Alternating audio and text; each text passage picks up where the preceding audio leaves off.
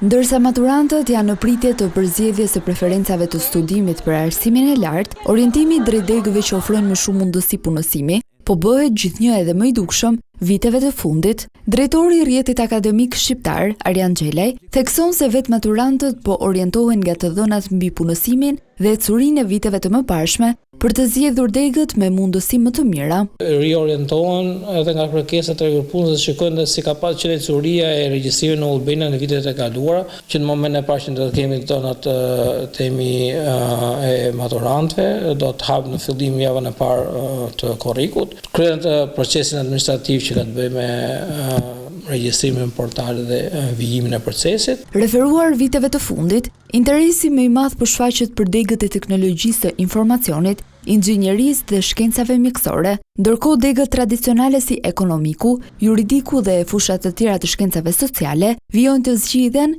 megjithëse nuk shënojnë të njëjtin interes. Është orientuar kryesisht drejt teknologjisë informacionit, inxhinierive, degëve teknike dhe më pak e distancuar nga degët klasike, jo sa ata kanë humbur rëndësinë e tyre. Degët e teknologjisë, inxhinieria, tregu-vendas, por edhe shkencat mjekësore, në përgjithësi mjekësia e përgjithshme, infirmeria, fizioterapia dhe të tjera, ku ka nevojë gjithmonë në rritje për temi profesionistë të rinj. Institucionet e arsimit të lartë, pohon Xhelaj, rishikojnë pothuajse çdo vit programet e studimit, duke i bërë ato më fleksibël dhe më të lidhura me tregun e punës.